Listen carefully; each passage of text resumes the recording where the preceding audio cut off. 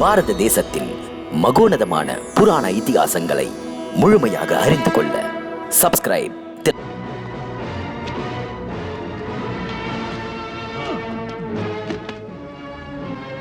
அபிமன்யு, அபிமன்யு,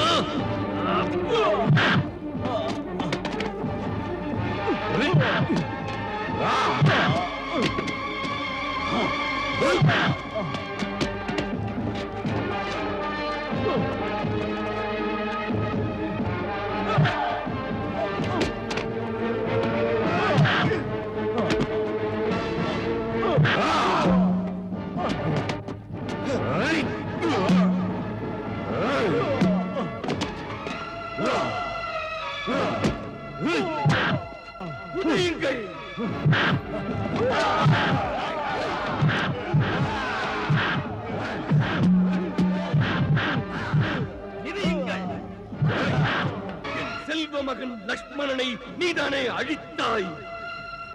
இந்தா வாங்கிக்கொள்.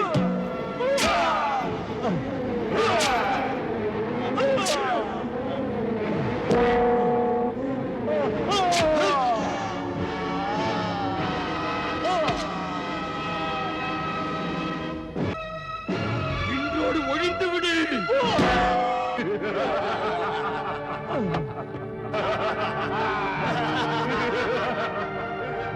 ஜெயத்ரதா,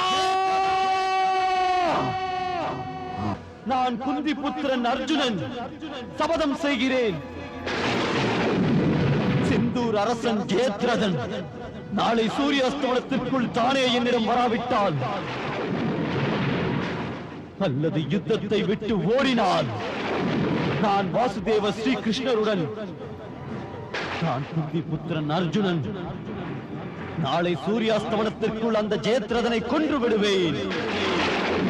இல்லையே அக்னியில் தீ குளித்து என்னையே அழித்துக் கொள்வேன்.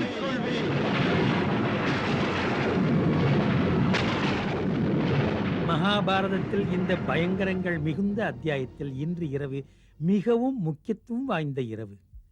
நாளை நடப்பது யாருக்குமே தெரியாது. மேலும் இன்று நடந்ததோ அதன் பயங்கரங்கள் அஸ்தினாபுரத்திலிருந்து குருட்சேத்திரம் வரை பல அதிர்ச்சிகள் பாதிப்புகள் நேர்ந்தன. இன்று குந்தியுடன் காந்தாரி இருவரும் தங்கள் பேரன்மார்களை யுத்தத்திலே பலி கொடுத்தார்கள்.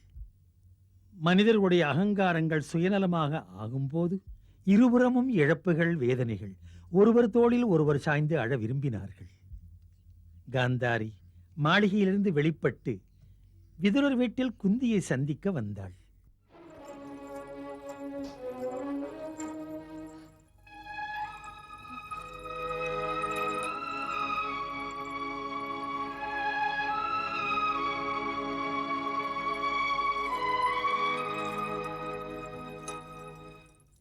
வணக்கம் அக்கா.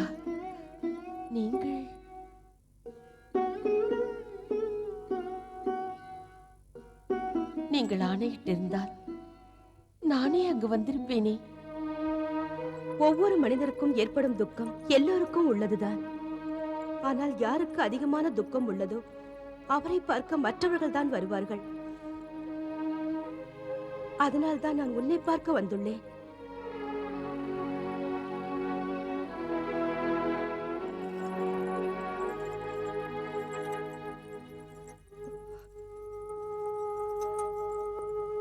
என் லக்ஷ்மணனுடைய துக்கத்தை விட அதிக சோகமானது உன் அபிமன்யுவுக்கு ஏற்பட்டுள்ளது. அவனை தர்மத்திற்கு விரோதமாக கொடூரமாக அடித்து கொன்றிருக்கிறார்கள். அதை கேட்டு என் மனம் நடுங்குகிறது. என் கனவிலும் கூட நான் நினைத்ததில்லை என் பிள்ளைகளின் கைகள் இப்படிப்பட்ட கொடிய நாகமாக இருக்கும் என்று. அக்கா, யார் பாவம் செய்திருக்கிறார்களோ அவர்கள் தண்டனை அடைந்தே தீருவர். மற்றவர்கள் செய்த பாவத்திற்கு நீங்கள் ஏன் வருத்தப்பட வேண்டும்? ஏனெனில் இந்த கொடூரமான பாவத்தை செய்தவர்களை நான் தானே பெற்றெடுத்தேன். தனியாக இருக்கும் போது யோசித்தால் என் முன்னால் நியாயத்தின் தராசு வந்து நிற்கிறது. எந்த தட்டில் என் பிள்ளைகள் இருக்கிறார்களோ அதில் பாவத்தின் சுமைகள் நிறைந்து வழிந்து அவர்களை அழிக்க காத்திருக்கின்றது. இந்த பேதையின் பெற்ற வயிறு பற்றி எரிகிறது. அக்கா, தங்களைத்தானே நொந்து கொண்டு உங்கள் மனதை சங்கடப்படுத்தாதீர்கள். உங்களுக்கு இத்தனை வேதனை வேண்டாம். எனக்கு நன்றாக வேண்டும் குந்தி, நன்றாக வேண்டும். ஏனென்றால் உனக்கு நடந்த கொடுமைகள் பாண்டவர்களுக்கு நடந்த கொடுமைகள். அந்த கொடுமைகளுக்காக நான் உங்களிடம் மன்னிப்பு கேட்க கூட அருகதையற்றவள். நாங்கள் கௌரவர்கள் அனைவரும் சேர்ந்து உங்கள் எல்லோருக்கும் எவ்வளவு அவமானம் ஏற்படுத்தினோம். நியாய அநியாயத்தை மறந்து பாண்டவ குல மருமகளை சொல்ல வெட்கமாக இருக்கிறது. அன்று நம்முடைய திரௌபதிக்கு அரச சபையில் வஸ்திராபரணம் நடந்தது. இவ்வளவு பெரிய கொடூரம் நடந்த பிறகும் என் கண்கள் ஏன் திறக்கவில்லை? அதனால்தான் கடவுள் கௌரவர்களாகிய எங்களுக்கு இந்த கொடிய பாவத்திற்கு தண்டனை தர விரும்புகிறார். அதற்காகவே இந்த யுத்தம் நடக்கிறது. மேலும் இந்த யுத்தத்தில் நாங்கள் செய்த பாவத்திற்கு தண்டனை அனுபவித்தே ஆக வேண்டும். என்னால் இந்த யுத்தத்தை நிறுத்த முடியவில்லை. அக்கா, நாம் பெண்கள், நாம் நினைத்தாலும் யுத்தத்தை நிறுத்த முடியாது. அக்கா, ஒரு சமயம் நானே சபதம் மேற்கொண்டு எங்கள் அவமானத்திற்கு பழி வாங்கும்படி என் பிள்ளைகளுக்கு ஆணையிட்டேன். ஆனால் அபிமன்யு, லட்சுமண் இருவரின் மரணத்திற்கு பிறகு என் மனது மிகவும் தடுமாறுகிறது. நாம் அவசரப்பட்டு நமக்கு நடந்த அவமானத்திற்கு பழி வாங்கும்படி நம் பிள்ளைகளுக்கு இட்ட ஆணை சரியா தவறா என்று. குந்தி, தர்மத்தின் படி பார்த்தால் உன்னுடைய முடிவு சரியானதுதான். அக்கா, ஆம் குந்தி, ஒருவேளை கடவுளுக்கு கௌரவர்களின் சர்வநாசம் பிடிக்கவில்லை என்றால் இந்த யுத்தம் ஏன் நடக்க வேண்டும்? ஏன் கௌரவர்களும் என்னை போல் தங்கள் கண்களை தானே கட்டிக்கொண்டு குருடர்களைப் போல் யுத்தத்தில் இறங்கினார்கள்? எல்லாவற்றுக்கும் மேலாக பிதாமகரின் நிலைமை அம்பு படுக்கையில் படுத்து கிடக்கிறார். நம் குருகுலத்தின் மிக்க மூத்தவராயிருந்தும் அவர் நல்ல முடிவாக எடுத்து இப்படி கௌரவர்கள் பாண்டவர்களின் மூலம் சண்டையிட்டு அழிவதை ஏன் தடுக்க முடியவில்லை? அக்கா, விதியின் விளையாட்டு அப்படி இருக்கும்போது எது நடக்குமோ அது நடந்தே தீரும். அதை யாராலும் தடுக்க முடியாது.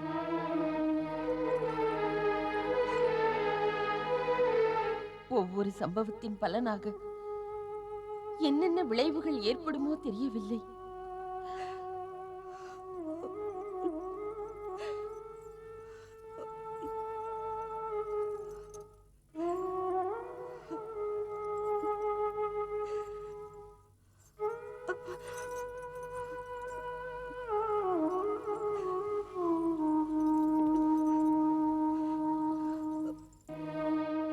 குந்தி,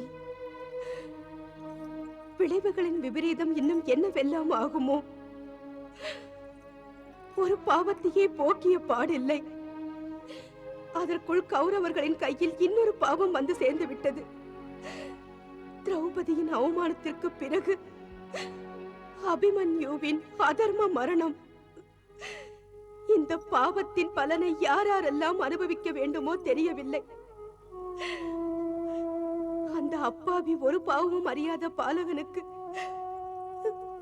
இங்கிருந்து கொண்டே நாம் கண்ணீர் விட்டு நம் துக்கத்தை தீர்த்துக் கொள்வோம். ஆனால் அவனை பெற்றெடுத்த தாய் அந்த சுபத்ரா தன் சுக்கு நூறாக உடைந்து போன நெஞ்சத்தின் துக்கத்தை எப்படி சகித்துக் கொள்வாள் குந்தி? எப்படி உடைந்து போன நெஞ்சின் துக்கத்தை எப்படி சகித்துக் கொள்வாள்? எப்படி சகித்துக் கொள்வாய் சுபத்ரா? எப்படி சகித்துக் கொள்வாய்?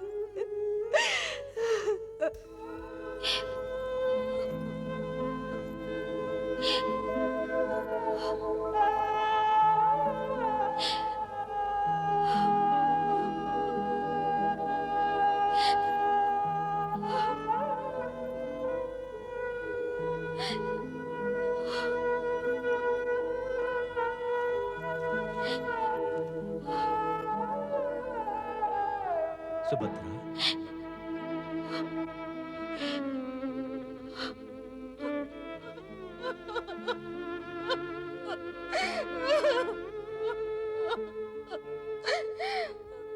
நீயோ வீரனின் மனைவி, ஒரு வீரனின் அன்னை, சத்திரிய பெண். இருந்தும் அழுகிறாயோ?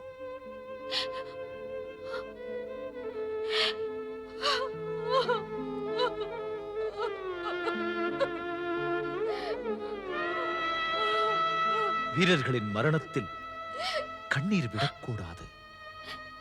ஒரு மாதாவின் மனது எப்படி அழாமல் இருக்க முடியும்? அந்த உடைந்து போன மனது ரணம் ஒருபோதும் மாறவே ஆறாது. அழாமல் என்னதான் செய்வது? சுபத்ரா, மரணம் என்பது மறுக்க முடியாத உண்மை.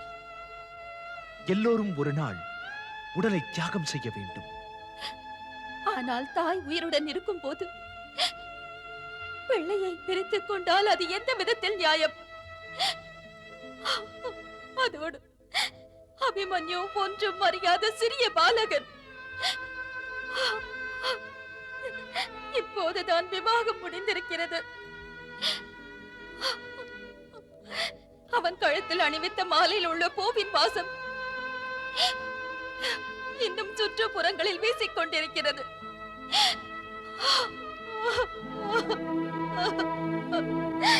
அதில் உள்ள பூக்கள் கூட இன்னும் உதிரவில்லை.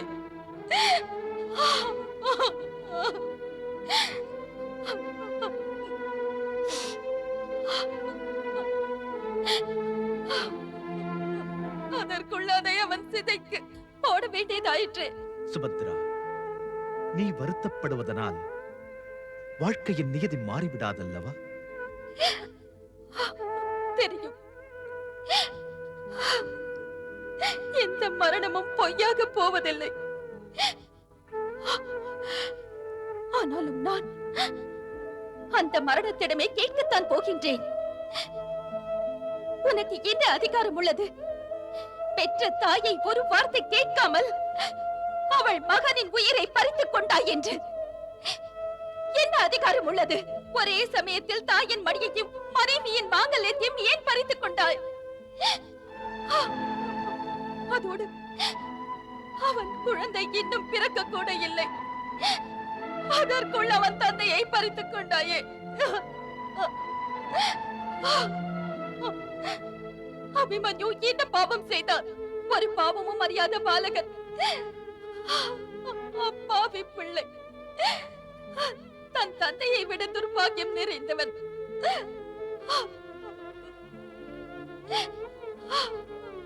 அபிமன்யுவோ 13 ஆண்டுகள் தான் தன் தந்தையை பார்க்க கூட முடியாமல் இருந்தான். ஆனால் அவன் மகனுக்கோ எப்போதும் பார்க்கவே முடியாமல் போய்விட்டது.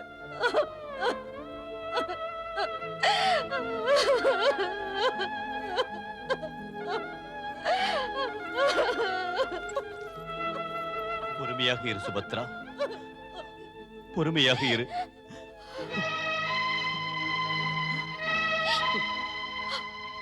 பொறுமையாகவா? எப்படி பொறுமையாக இருக்க முடியும்? என் மகனை என் வயிற்றில் வைத்து பத்திரமாக காப்பாற்றியவனை தந்தையான உங்களை நம்பி உங்கள் கையில் ஒப்படைத்தால் கௌரவர் போன்ற கொடியவர்களின் நடுவில் அவனை தனியாக விட்டுவிட்டு எங்கே சென்று விட்டீர்கள்? கொன்று விட்டீர்களே என் மகனை, கொன்று விட்டீர்களே. பூ போன்ற என் குழந்தையை தூசியில் தள்ளிவிட்டு என்ன செய்து கொண்டிருந்தீர்கள்? நீங்களும் ஒரு மாவீரனா? உங்கள் மானங்கள் பெற்ற மகனை கூட காப்பாற்ற முடியவில்லை. என் மகனை காப்பாற்றவில்லையே. சுபத்ரா, என் மகனை காப்பாற்றவில்லை. சுபத்ரா, இன்னும் எவ்வளவு காலம்தான் இப்படியே நீ அழப்போகின்றாய்? சத்தியத்தை புரிந்து கொள். எது நடக்குமோ அது நடந்தே தீரும். நடப்பதை யாராலும் தடுக்க முடியாது. ஆம், ஒரு விஷயத்தை மட்டும் முழு நம்பிக்கையுடன் நான் கூறுகின்றேன். அபிமன்யுவின் இந்த பலியானது ஒருபோதும் வீணாகாது. சுபத்ரா, அபிமன்யுவை கௌரவர்கள் வதம் செய்து அதர்மத்தின் எல்லைக்கே போய்விட்டார்கள். செய்த அதர்மத்திற்காக ஒவ்வொருவரும் அதற்குரிய பலனை நிச்சயம் அனுபவித்தே தீர வேண்டும். நாளை சூரியஸ்தமனத்திற்குள் பாவி ஜெயத்ரதனுடைய தலை இந்த யுத்தகளத்திலே நிச்சயம் உருளும். அதன் பின் ஒருவர் பின் ஒருவராக கௌரவர்கள் முடிந்து போவார்கள். சிருஷ்டிகள் அனைத்துமே சாட்சி. நான் சொல்வது நடக்கும் சுபத்ரா, நான் சொல்வதை நீ நம்பு. அவன் என் மகனை துடிக்க துடிக்க கொன்றான். அதனால் நான் அவன் மகனை கொன்றேன். அதுதான் நடந்தது. நான் என் மகனின் மரணத்தால் துடித்துக் கொண்டிருக்கின்றேன். இப்போது அர்ஜுனனும் இதே போல் துடிப்பான். ஆனால் உங்கள் இருவரின் போட்டிக்கிடையில் நான் ஒன்றுமில்லாமல் பாதிக்கப்படுகிறேனே. தங்களுக்கு ஒன்றும் நேராது, ஒன்றும் நேராது சிந்து அரசே. எதுவும் நடக்காது என்று தைரியமாக நம்மால் உட்கார்ந்திருக்க முடியாது. நாம் ஏதாவது உபாயம் செய்து சிந்து அரசை காப்பாற்றியாக வேண்டும். ஏதாவது செய்தாக வேண்டும். என்ன செய்து என்ன பயன்? நியாய அநியாயம் அதன் பலனை அடைந்தே தீரும். அதிலிருந்து ஒருவராலும் மீள முடியாது. அதனால் என் மரணம் நிச்சயம். இல்லை, உங்களை காப்பாற்ற ஒரு வழி இருக்கிறது. நாளை யுத்தகளத்தை விட்டு எங்காவது சென்று விடுங்கள். அர்ஜுனன் தன் சபதத்தில் சொல்லி இருக்கிறார், சிந்து அரசன் போர்க்களத்தை விட்டு சென்று விட்டால் நான் அவரை கொல்ல மாட்டேன் என்று. நீங்கள் சரியாக சொன்னீர்கள் கிருபாச்சாரியாரே. நானும் யுத்த பூமியை விட்டு செல்லத்தான் விரும்புகிறேன். சிந்து அரசரே, நீங்கள் ஏன் கோழை போல் பேசுகிறீர்கள்? யுத்த பூமியை விட்டு ஓடுவதால் நீங்கள் எங்கள் வீரத்தை அவமானப்படுத்துகிறீர்கள். மன்னித்து விடுங்கள் அங்காரசனே, இதில் அவமானம் என்ன இருக்கிறது? நீங்கள் ஆக்கப்பூர்வமாக யோசியுங்கள், அப்போது புரியும். நான் சொல்ல வந்தது, மகாராஜா ஜெயத்ரதன் யுத்த பூமியை விட்டு போக வேண்டும். இல்லாவிட்டால் கோபம் கொண்ட அர்ஜுனன் வில்லிலிருந்து வரும் பாணம் எத்தனை கௌரவர்களை யமலோகம் அனுப்பும் தெரியாது. அர்ஜுனனுடைய பானங்களை தடுக்கும் சக்தி என்னிடம் உள்ளது கிருபாச்சாரியரே. அதையும் தெரிந்து கொள்ளுங்கள். உங்கள் சக்தியை எல்லாம் மற்றொரு சமயம் காட்டுங்கள் அங்காரசனே. அர்ஜுனன் மட்டுமே மிகப்பெரிய சேனைக்கு சமானம். அதுவும் அவன் ஆணையிட்டால் தன் முழு பலத்தையும் உபயோகப்படுத்தி அதை எப்படியாவது நிறைவேற்ற பார்ப்பான். அதனால் நாம் அவனை அவன் சபதத்தை நிறைவேற்ற விடாமல் செய்ய வேண்டும். எனக்கு எதுவும் புரியவில்லை. குரு துரோணாச்சாரியரே, இது பற்றி நீங்கள் என்ன கூறுகிறீர்கள்? யுவராஜா, இதில் எந்த சந்தேகமும் இல்லை. நாம் ஒவ்வொரு தாக்குதலுக்கும் பதில் கூறியே ஆக வேண்டும். ஆனால் நாளை நடக்கும் யுத்தத்தில் அர்ஜுனன் முதலில் ஆக்கிரமிப்பான். நாமோ காப்பாற்றிக் கொள்வதற்கு யுத்தம் செய்ய வேண்டும். யுத்தத்தில் ஆக்கிரமிப்பவர்களே அதிக லாபம் அடைவார்கள். கௌரவர்களுக்கு தான் அதிக நஷ்டம் இருக்கும். தாங்கள் எல்லோரும் என்ன நினைக்கிறீர்கள்? என்னை கேட்டால் சிந்து அரசன் யுத்தத்தை விட்டு விலகி இருப்பதே நன்மை. ஏனெனில் கோபத்தில் அர்ஜுனன் பாண்டவரின் அஸ்திர கூடத்திலிருந்து புறப்பட்ட சக்தி வாய்ந்த அஸ்திரமாக இருப்பான். குருதேவா, நமக்கு எப்படி பாண்டவர் சார்பில் அர்ஜுனன் பயங்கர அஸ்திரமாக இருப்பானோ அதுபோல அவர்களுக்கு நமது சார்பில் ஜெயத்ரதன் சக்தி வாய்ந்த அஸ்திரமாக இருப்பான். என்ன சொல்கிறீர்கள் மாமா? இங்கு சிந்துராஜனின் உயிர் சங்கடத்தில் உள்ளது. ஆனால் நீங்களோ அவனை கௌரவர்களின் பயங்கர அஸ்திரம் என்கிறீர்களே. நான் சரியாகத்தான் சொன்னேன். நாம் இந்த பயங்கர அஸ்திரத்தால் பாண்டவரின் பயங்கர அஸ்திரத்தை, அதாவது அர்ஜுனனை அழித்து விடலாம். அர்ஜுனனை அழித்து விடலாம். மாமா அவர்களே, இது என்ன வலை வீசுகிறீர்கள் தாம்? மருகனே, நான் வலையைத்தான் வீசப் போகிறேன். அந்த வலையின் பெயர் ஜெயத்ரதன். ஜெயத்ரதன்? சிந்து அரசன் ஜெயத்ரதன் தான் இப்போதுள்ள வலை. இதை நாம் யுத்தத்தில் வீசி யுத்தத்தையே வென்று விடலாம். மேலும் நீங்கள் இதன் மூலம் அந்த பாண்டவர்களை யுத்த பூமியை விட்டே ஓடச் செய்யலாம். ஜெயத்ரதனை வலையாக வீசி நாம் யுத்தத்தில் ஜெயிக்கலாம். அது எப்படி மாமா? எனக்கு உங்கள் யோசனை புரியவில்லை. பார் மருகனே, நன்றாக யோசித்துப் பார். இது உனக்கே நன்றாக தெரியும். அர்ஜுனன் இல்லாமல் பாண்டவர்கள் செயலிழந்து விடுவார்கள். அர்ஜுனனுக்கு மரணம் ஏற்பட்டால் பாண்டவர்கள் ஓடி விடுவார்கள். சொல்வது சரிதானே? சேனாதிபதி, சொல்வது சரிதானே? நீங்கள் சொல்வது சரிதான் காந்தார அரசனே. பிறகு நீங்கள் வேகத்துடன் யுத்த களத்திற்கு சென்று வெற்றி பெறும் சக்தியை மாற்ற வேண்டியதுதானே? ஒரே ஒரு நாள் மட்டும் நம்மால் சிந்து அரசனை காக்க முடியாதா? நிச்சயமாக முடியும். நிச்சயமாக முடியும். பிறகு நாம் எல்லோரும் சேர்ந்து சபதம் எடுத்துக் கொள்ளலாம். நாம் நம் உயிரை கொடுத்தாவது அந்த அர்ஜுனனை சிந்து அரசனின் பக்கம் நெருங்காமல் பார்த்துக் கொள்ள வேண்டும். அதனால் அர்ஜுனன் தன் சபதத்தின்படி தானே தீயை வளர்த்து தன்னைத்தானே மாய்த்துக் கொள்வான்.